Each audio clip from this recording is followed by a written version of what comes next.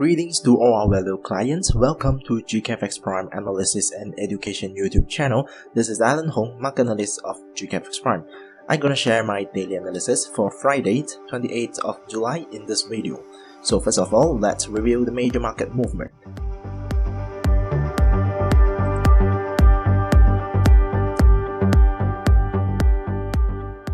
The first instruments we are looking at the dollar index in 4-hourly charts. So the US dollar was stalled against its major peers on Friday, was flat at 93.872, and its mild bounce earlier petering out ahead of the second quarter US economic growth data due later in the sessions. So the greenback had sunk to a 13-month low midweek after the Federal Reserve policy statement suggested it was in no hurry to raise interest rates again, and received a lift on Thursday as Treasury yields rose on the back of upbeat US durable goods and trade data. And the market focus was now on second quarter US gross domestic product data due at 8:30 tonight. So economists expect the world number one economy to have grown around 2.6% in the second quarter from 1.4% in the first quarter. A solid outcome will no doubt give the beleaguered dollar some respite from the recent sell-off. So the dollar bulls have not had much to cheer about recently, hobbled by investigation into US President Donald Trump administration ties to Russia and the reduced likelihood of tax reform and infrastructure spending being enacted soon.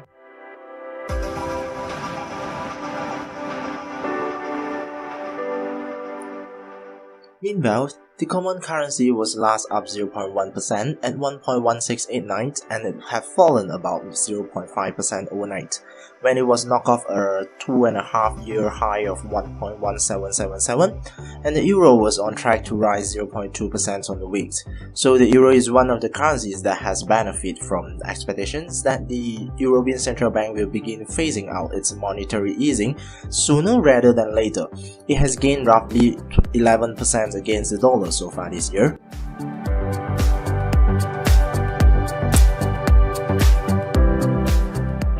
While the Australian dollar was 0.2% higher at 0.7979.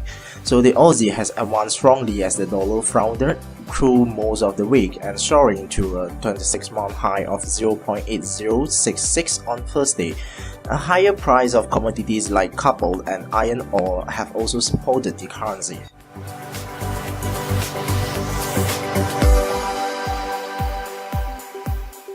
Having a tad in commodities markets, the gold price was held an edge in Asia on Friday and rose 0.07% to 1,260.84 a troy ounce, with Japan prices data showing little impact and the market seems steady until more clarity arrives on US economic policies.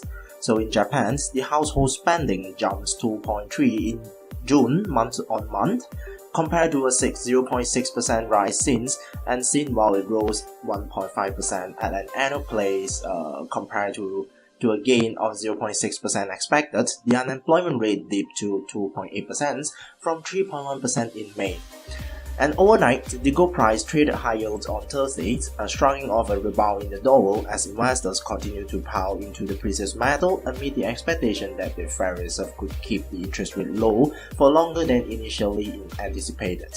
So despite an uptick in the dollars, gold futures continue to advance, aiding to gains from the pre-roll sessions as the investors expected the Federal Reserve to keep rates low for a prolonged period in wake of central bank unchanged rate decision.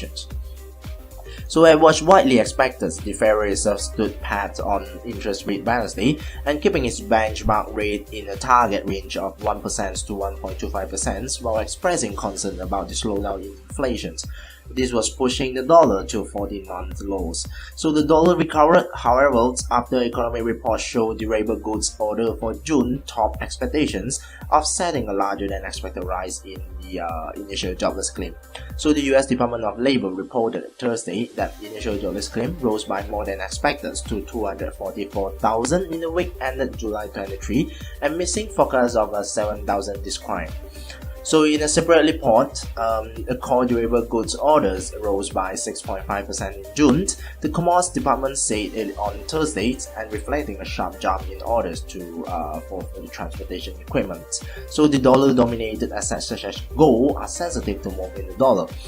A rise in the dollar makes gold more expensive for holders of foreign currencies, and thus reduce the demand.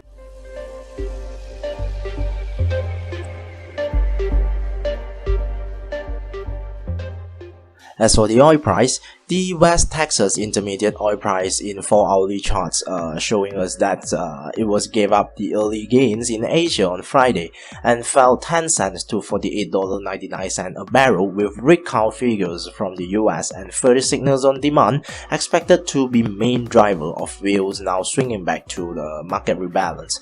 Ahead, the Baker Hughes weekly report for the US activity will set a tone on supply prospects, and overnight the crude price settled higher on Thursday as investors continue to chill signs that rising demand will offset excess supplies in the second half of the year amid a larger than expected draw in the US supplies. So the crude advanced to 8-week highs on Thursday as investors' expectation grew that US crude supplies will continue to drop during the second half of the year, easing the global glut in supply. So according to the Energy Information Administration reported on Wednesday, the crude and gasoline stockpiles fell by more than expected last week, and pointing to an uptick in demand for crude and refinery activity. So inventories of United States crude fell by roughly 7.2 million barrels in the week ended July 14, confounding expectation of a draw of about only 2.6 million barrels, while gasoline inventories, one of the products that crude is refined into, fell by roughly 1 million. So crude oil price remained on track to post a weekly gains amid an uptick in sentiment on oil, following news that Saudi Arabia plans to lower crude exports to 6.6 million barrels per day in August, almost 1 million barrels per day is below the level last year. So rising US oil production, however, is expected to limit upside momentum in oil prices, and also offsetting the positive impact of falling US crude stockpiles, which has pushed the crude price near the key $50 a barrel level.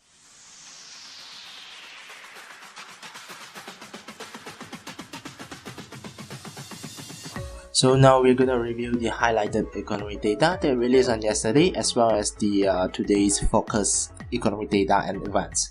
Alright, so yesterday, United States was released two of the data, that is core durable goods order for June, and it was at 0.2%, growth lower than the expectations. So the initial jobless claim of the United States for the figures of last week, okay, it was at 234,000.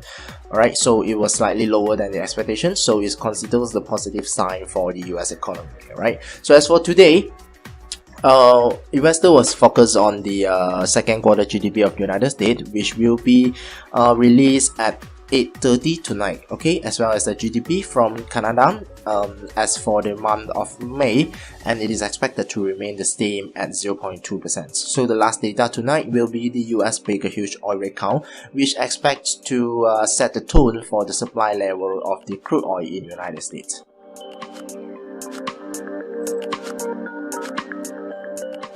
So now we're gonna take a look for the technical analysis, and the first instruments we are looking at the GBP USD in 4-hourly chart.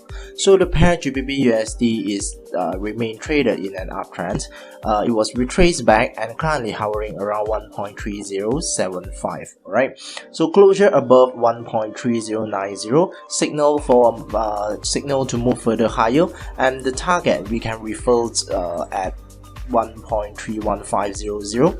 okay, 1.31500 for the next target. So referring to the MACD in 4-hourly charts, the both movement line now is moving flat, okay, and the momentum is still very weak. So in short term, you might probably to be hovering between a tiny range, okay, for short term, right? So after the price close above 1.3090, it will be signaled to move further higher.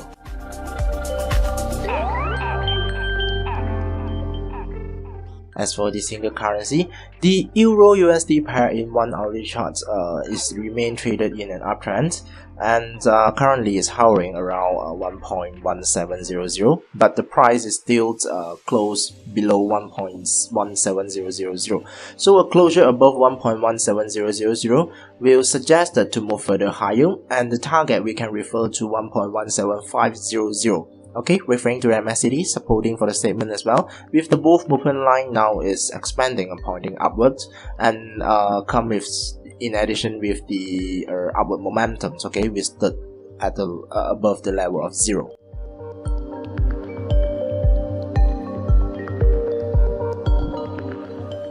Meanwhile, the Australian dollars currently are ranging, and expected to be hovering between the range of 0.79800 and 0.78900 for short terms. Okay, so for longer term direction, currently is still pointing upwards based on the both movement lines, which remain expanding and pointing upward now. So referring to the MACD, supporting for the uptrend with the both movement line now is pointing upwards.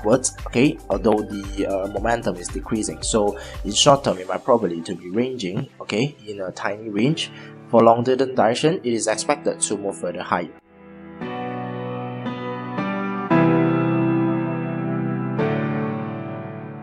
While the Kiwi, New Zealand dollar and US dollar pair is remain traded in an uptrend as well, and currently is retracing, so it is not recommended to speculate in this moments. So I would suggest to wait until it rebound from lower level, then only we follow the trend directions. Okay, based on the both moving average line which expanding and pointing upward now. The upward trend direction, the momentum is still very strong. Okay, and referring to the MACD, both movement line is pointing upward now. In addition, with the momentum we stood above the level of 0, so means that a rebound from lower levels might lead to move further higher following the current trend directions.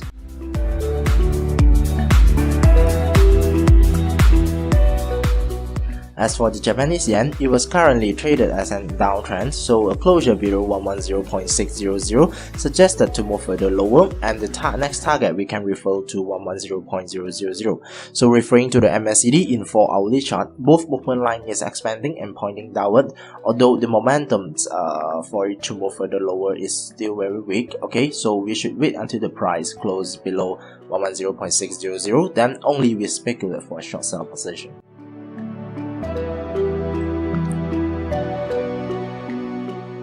As for the gold price, the gold price is currently traded in an upward trend, okay, following the weakness of the US dollar recently, and the price now is hovering around 1259, okay, 1259. So a closure above 1261 signal to move further higher, and the next target we can refer to 1264, right? The next target at 1264. So we must wait until the price closes above 1261, then only we make the decisions.